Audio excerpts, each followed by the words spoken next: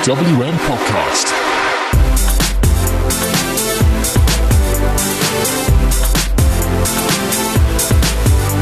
Hello, I'm Matty Deller, and this is Best of the Rest, your Friday roundup of the odds and ends in your wrestling week. A part of TWM Podcast, this is 1/6 of your daily dose of wrestling goodness, bringing you news, reviews, and interviews from the big wide world of professional wrestling in all the usual places: Spotify, Apple and Google Podcasts, Podbean, TuneIn, Acast, YouTube, all that good stuff. Make sure you go there and leave us a rating and a review if you can.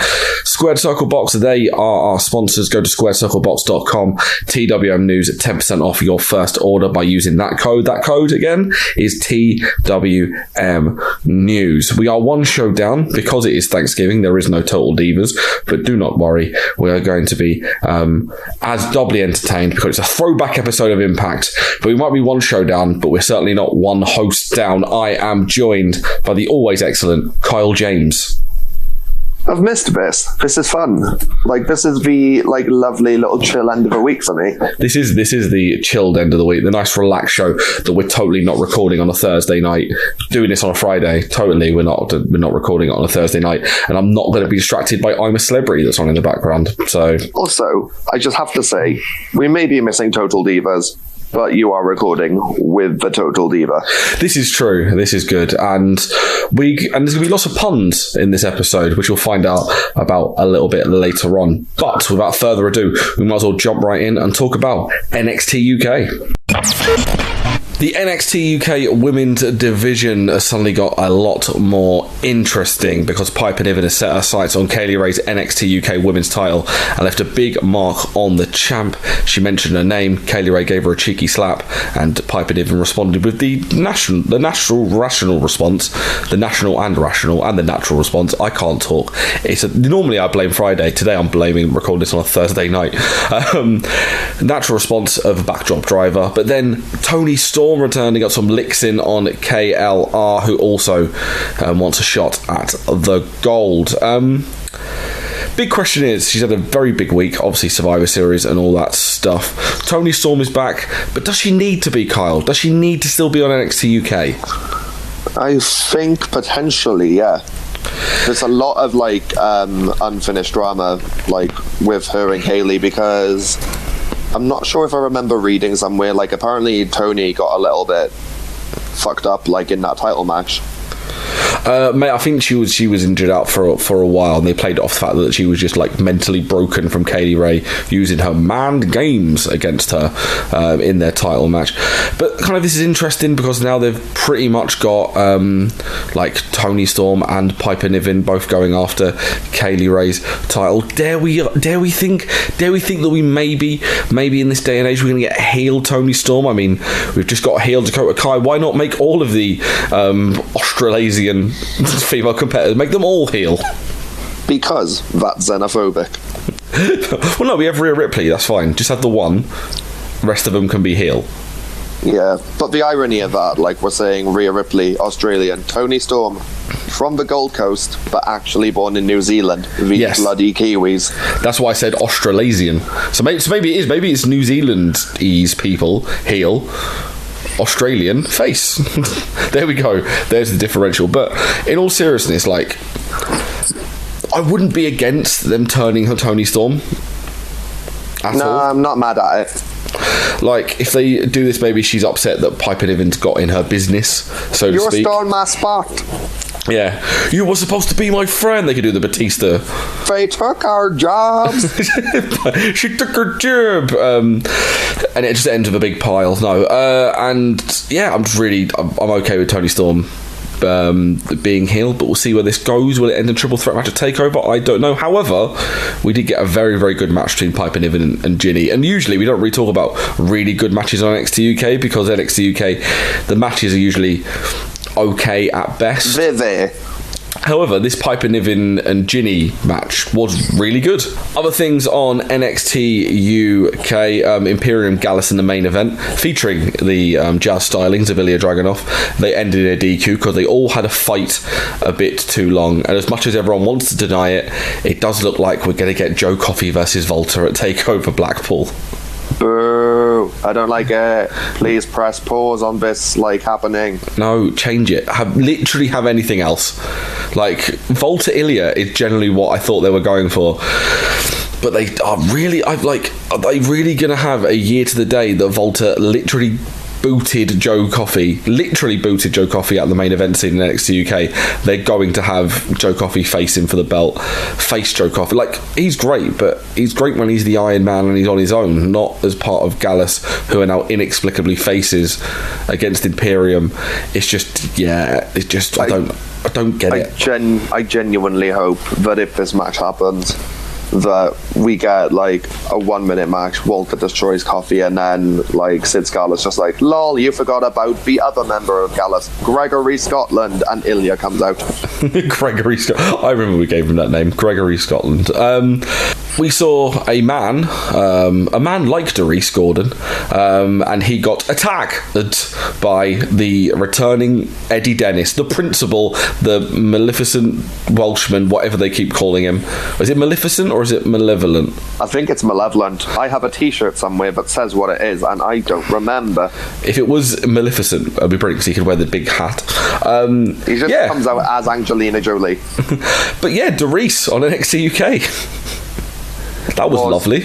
It was a shock, especially when you think of who his current tag partner is and has been very vocal about NXT UK. This is true, but I just love that. I just want to call him.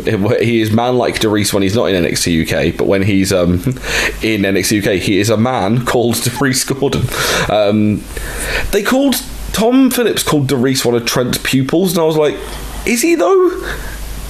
Ooh, he wasn't trained by Fight Club Pro, was he? He's part of the Fight Club Pro dojo. Oh, he is? Okay, then. So that checks out then. I wasn't sure whether he was trained. You've seen him around at Fight Club Pro shows. Yeah, he's from Birmingham. How have you not put two and two together? Yeah, but I didn't think he was one of the Fight Club Pro lot. For some reason, I generally didn't. I didn't realise. Originally Kamikaze, and then started doing stuff with Fight Club Pro, from what I know of. Ah, I see. Eddie Dennis did do some Trent-like things as well. So they're continuing that feud. We're going to get Trent versus Eddie at TakeOver, which I am okay with. This is one where, for me, commentary helped make the match. The whole setup of like, oh, Darius is one of Trent's pupils. Eddie doesn't like Trent that much. There's been some setup between those. He's playing mind games. What can happen in the weeks to come? It was one of those which genuinely set the whole mood of this rivalry. Something that definitely cannot be helped is Joseph Connors saying he's takeover worthy. No, you are not, Joseph. Stop. We're getting a triple threat with Banks and Ligero soon. Hopefully one of them can win and we don't have to keep hearing from Joseph Connors at all. Someone has to keep booking him now that Southside's defunct. Oh, he's just literally, I said, like, he's the only wrestler I know that should have the prefix of "and," because he is the physical version of, he just needs to he is the accompaniment to someone better. Joseph He's Connors. The wrestling equivalent of Comic Sans. This is true. We also got Noam Dar over Ashton Smith in a decent match, and that was pretty much it for NXT UK this week. It was like there was some good. The matches were good, but next week you've got Devlin against A-Kid, which, from what people have said, apparently is a must-see match. So I'm very, very intrigued to see that one. I don't think Devlin's had like a bad match though, because at my first taping, which was Birmingham, he had that match with Pete, and I still rave about that to this day.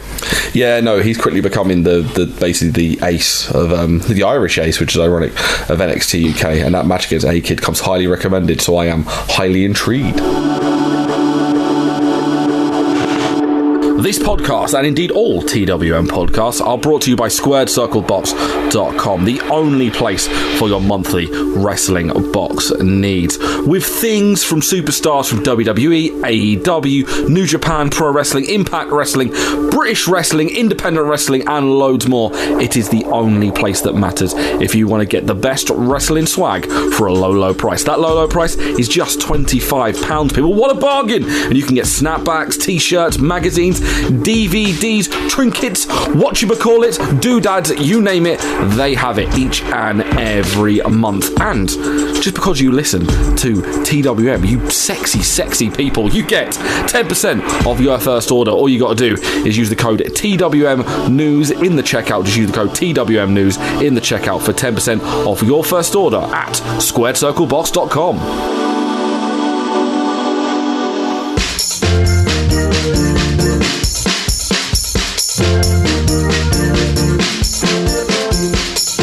Why not spread? I said, why not spread the gospel of the TWM squad with some of our lovely merch over at Teespring?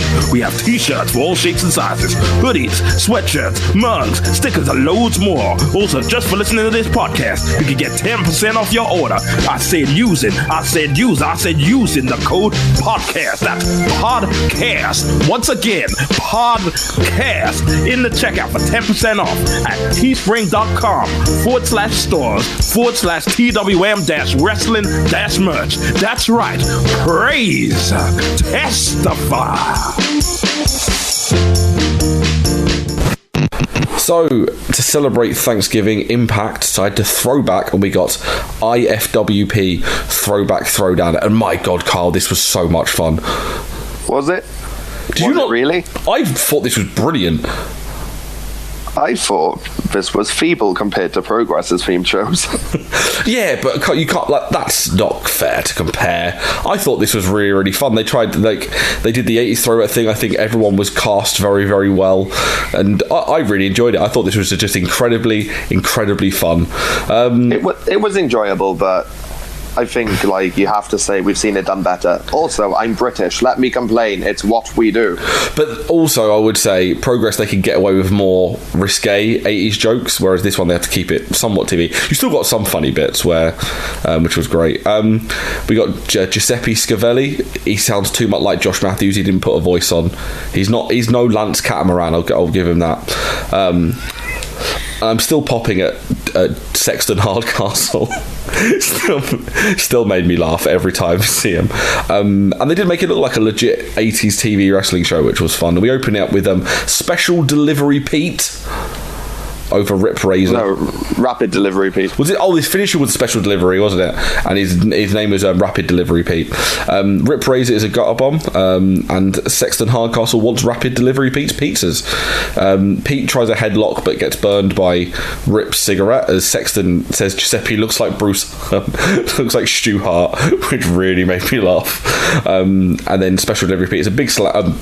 Rapid Delivery Pete hits a big slam, and it's a Special Delivery Splash for the win. It's fun. I also like all of them wrestled in a very. No one tried to like wrestle in a normal style. They all wrestled. It's character based. Yeah, it was really, really good. So the Iceman, who's their interviewer, interviews Julian Cummerbund, the International Commonwealth Television Champion, which I realised halfway through is the biggest oxymoron ever, to be an International Commonwealth Champion. It's the greatest like double negative ever. And they also, all the belts they had looked like old 80s belts, which was really, really great. And then I have to say, I genuinely thought at first he was just going to come out with the old King of the Mountain belt. That would have been really funny. Sanders comes out with his bright suit and his hair slicked back and his tennis racket. He looks familiar, but I can't put my finger on it. Definitely never seen that before in my life. Looks like in later life he would have some hateful views. They talk about his loser leaves town match with I thought his name for most of this was Downtown Danny Brown, but it turns out it's Downtown Daddy Brown to keep him up with the Tumblr crowd. They discuss the pay window and say everyone should be thanking him for the house, and then Downtown Daddy Brown interrupts and Cummerbund said he'll never be like him, and Brown said he can stick his riches where the sun don't shine and he'll send him downtown. Sonny hits Brown with a belt, and then a miscue means Cummerbund gets stripped of his suit a la Steamboat and Flair from all those years ago. I think my favourite part of that whole segment was them, like, Sonny just, like, stepping to the side saying, I don't like violence, and hitting, like, Daddy Brown, like, in the back with the tennis racket. It was so dumb, but so funny. We then get the hard workers, Oates and Hall. They seem very much like the old Fabulous ones, which was funny. Iceman introduces the team of Excessive Force. I'm not gonna lie, I would actually like to see this as a tag team now. Why does it not exist? Genuinely watching that, I was like, this is perfect. Oh, it's great. And then they say that their combined weight is 1,500 pounds. which was great. And then Sexton Hardcastle called Giuseppe Jr. Gordon, which was, again, just a really funny callback. I don't think he got his name right during the first half hour of the show. Which is tremendous, because he's just off his tits, because it's the 80s. So then we see the Hard Workers defeat Excessive Force, because it's the 80s. The Excessive Force attack the Hard Workers from behind and just do big headbutts, and they cut them off and do the big ionic claw. We get a whole hot tag, there's some fire, big double clothesline, a big slam, the hard work shuffle is missed. We get a blind tag and a double sunset flip for the win. Then we see the most heinous act of all time, where Excessive Force, they do a big splash and they squash the Hard Workers' hats, which is just disgusting.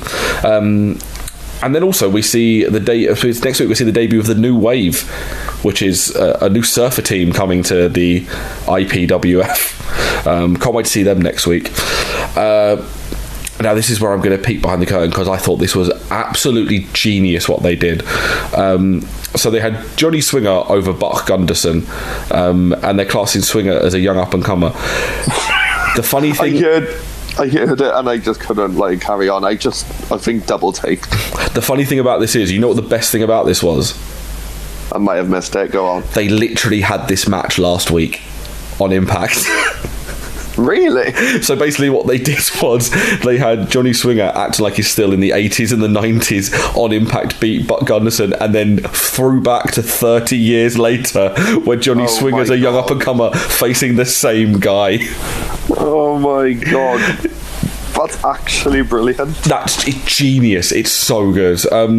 We get a big back body drop, some back rakes, a middle rope spine buster, and a Swinger neck breaker. Johnny Swinger is an innovator. It's like a young Will Ospreay with all of these high impact moves. And then we see the debut of Instant Replay. That'll never catch on.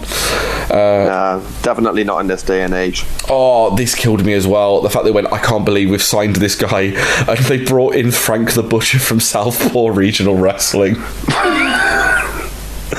Oh my god, I forgot who his tag partner was. He was like, hey, come join me over here. And it's Rollins, which is really, really funny. Then we get the Iceman introducing the Rough Riders, and of course you knew that the former Tessa Blanchard was never going to do anything but just be a rip-off of the Four Horsemen. It was so funny though. They go full Horsemen. They say they're going to come all over everyone, and they cannot imagine any men that would face them. It's brilliant. This is tremendous. We then see Jazzy Fitbody over Agnes Bearhart, and somewhere Mariah May is furious that Madison Rain has watched the Progress 80s show from earlier this year. Let's be real, this is where they got all of their references from. But then the hitmaker Sebastian Baker comes down to ringside and she wants to sign Jazzy. Agnes takes control of the distraction. Fitbody rallies, hits a middle rope splash. Tremendous high spot for the win. Seb Baker then congrats Jazzy on a win and offers her a contract and says, my favourite thing about this is, as Seb's talking to her, Jazzy's just constantly doing exercise throughout. Yeah. It's one of the best things. It's just she is literally the wrestling equivalent of a jazzercise video. It was brilliant. It just... I would like this on Impact as well as Madison Rain. It's great. Jazzy, it's just she just wakes up one morning and she's trapped in this parallel universe. Yeah, jazzercise. She just can't let go. Jazzy Fitbody. Jazzy signed the contract, but it was a ruse, and she low blows him and rips up the contract. We then get the $300,000 man. Who I'm really hoping the person that played the $300,000 man is actually going to be an Impact, because it's R.D. Evans, Archibald Peck, and if they've brought him in, I am very much excited, because he is when I watched it, I got Perez Hilton. But yeah, R.D. Evans is the fucking best. He's one of the best comedy wrestlers around. He offers big monies for the Congo Kong bot. I love they just didn't change Congo Kong's gimmick. I mean, would you? He fits like the monster kind of thing. He does. He fits the 80s Savage gimmick really, really well. We then get the team of Timber, Gymnasium, Building, and Racetrack. Best names. Best names ever. I do love the subtle joke at the Disco Inferno's idea at WCW, which was the evil architect named Bill Ding. So they finally had Bill Ding debut. Oh no, I didn't clock that originally, especially when they said like about building that he was an evil construction worker. So it was, they just called back to Disco's alleged stupid gimmick that he pitched WCW. The whole thing. By the way, the mullet they managed to craft on racetrack was glorious. Do you reckon that was just like Zach's real hair? I think it was. I think they just crafted it like that. But the Rough Riders went over timber, gymnasium, building, and racetrack. Blanche, I think that's Tessa. Blanche kicks Ding in the face, and then racetrack is the best thing. So all he does is just run around going, "I want to go fast." He's the car from Cars. Do you know what I really wanted when I watched that racetrack versus Julian Pace? Just the world's quickest match. But I just love the fact that he basically he went, "What's racetrack going to be?" I know he's just going to be the car from Cars that runs around saying, "I want to go fast." He gets dropped. Gymnasium gets in and does some good cardio and then gets head scissored, which no one sells as being an insane move in the 80s. Tim Burr comes in, but then Lady Burr bear hugs him. We get the most insane move ever because Tim Burr does a double axe handle off the top rope for a near fall. Strack wants to go fast and hits karate kicks for a near fall, and then Blanche invents the DDT for the win. Too dangerous, will never get over. It's going to kill someone, that move. This show is insane. Honestly, I'll be nearly at the end, but I just had a smile on my face the entire show. It was just amused me greatly. It was this moment where I watched it and I was just like, yeah, please do more of these. These are great because you had the $300,000 man offers up $3,000 for the Congo Kong Body Slam Challenge. Mr. Atlantis offers, really gets him up, but then Congo Kong attacks him, and here comes Muscle McGee. Canada's hero, Muscles McGee, in what I clocked as when I saw it on Twitter, an old Team Canada jacket from the TNA days.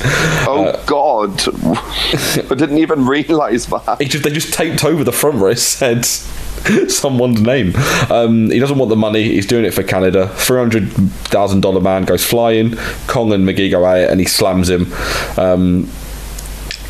Then we get Tommy Dreamer just basically doing a Terry Funk impression. Moaning at Jack Tunney for banning him from the territory. The latter half of this show was too real. It was too close to home. It was like, "You son of a bitch, Jack Tunney, you banned me from this promotion." Oh, it was so stupid but so funny. And also, because I remember reading up about this, the best thing about this is they taped matches they didn't show. But what they did, they used them as recaps from last week to make it like a legitimate show. Which what was the best part? It looked so legit. I was like, have I missed an episode? Yeah, it's like they made it legitimately look like it was an actual episode. We get a recap of DJ Too Large, which I just want Moose to be from now on, and Captain Joystick last week. He welcomes DJ Too Large onto his show, I think that's what it is. Into his cockpit, and then Miss Mile High, who has eyes for Too Large, which is hilarious that they managed to pick the one gay female they have, and that's the one that has the eyes for one of the other male wrestlers. I think that's what makes it brilliant. It's the complete irony of it. It's just brilliant. It's like, who are they going to have? Let's have the one LGBTQ female wrestler we have, and that's the one that can fancy someone. Joystick rags on his rapping until DJ Too Large cuts some sick bars, but then Joystick twats him with the drinks tray, and I'm annoyed that we're not going to see the feud end to this. Best part of a promo I feel like we are neglecting. The moment the attack happened, it just went back to normal green screen. Oh yeah, that was brilliant. And he turned around and said, "The plane has landed." It was such a stupid go-home line. It's so good. I also saw on Twitter as well, everyone was like, Joey Ryan is the only person who could wear an outfit like this and not look like he's dressed up. No, he legitimately looked like a pilot from the 80s. We then got a blindfold match. We got a recap, by the way, of Cowboy Colt McCoy getting fireballed by that young up-and-comer Gamma Singh. For fuck's sake. So we got a blindfold match, Cowboy Colt McCoy over Gamma Singh. They fumble in the dark and Gamma Singh takes his blindfold off to get advantage. We get more fumbling and then his manager, Dada Singh, no idea, okay, man, grabs him and hits a modified Ace Crusher. Basically hits a Twist of Fate, which was really, really funny. They did it in a 90s show. And then Iceman talks to Cowboy Colt McCoy and he does it for the working man and his mum, but then he's attacked by the Soviets as Sexton Hardcastle calls them dirty commies. How did half of this get aired? These damn commie bastards. They choke him with the Russian chain, and then Giuseppe Senior intervenes and gets taken out, and they lay the flag on him, and then basically I love that his son, who's on commentary, Giuseppe Scavarelli, where it just goes, well, my dad's dead, I'm now in charge of the territory.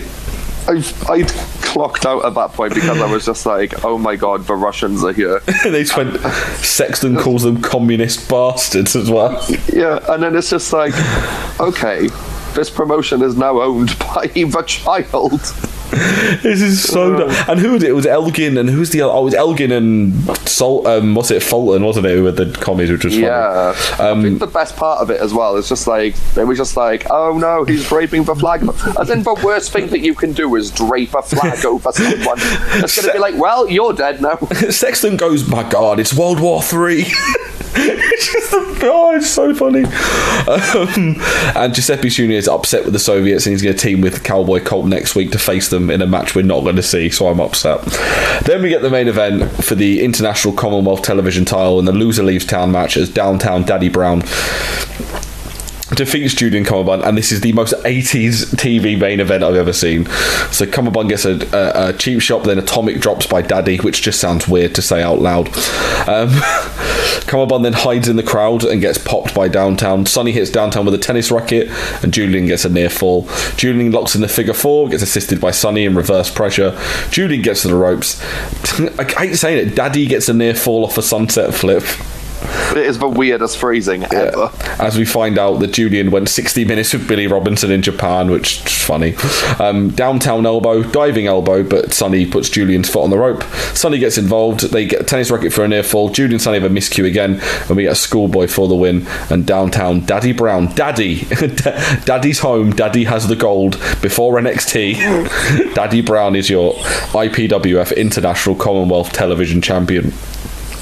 This was just fun. Like it's Thanksgiving. They've realised that their viewership is going to take a hit. So why not do a silly show that might even end up giving them a viewership spike because it's such a unique, random show to put on? It makes sense for me. Yeah, and I can't wait to see what happens next week on NWA Power either. I literally said back just to pop you. That's brilliant, love that. Yeah, and that's it. Like, this is obviously it's a shorter podcast this week because there's no Total Divas for us to go on for 40 minutes about. No, that's basically the bulk of our work.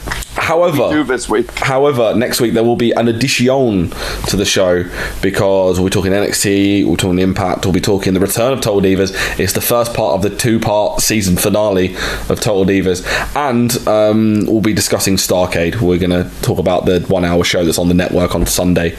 So we'll have a little chat about Starrcade as well. If you want to get in touch with us, Twitter, Facebook, Instagram, all at TWM Wrestle.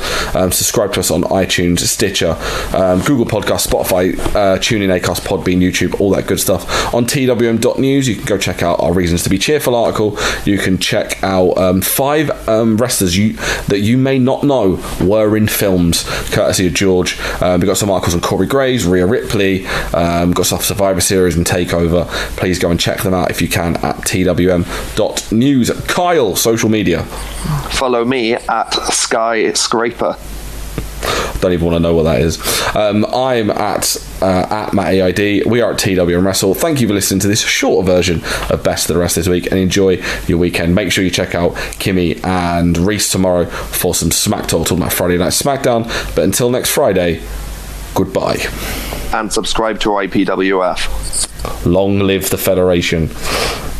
Long live Daddy. No, that sounds wrong.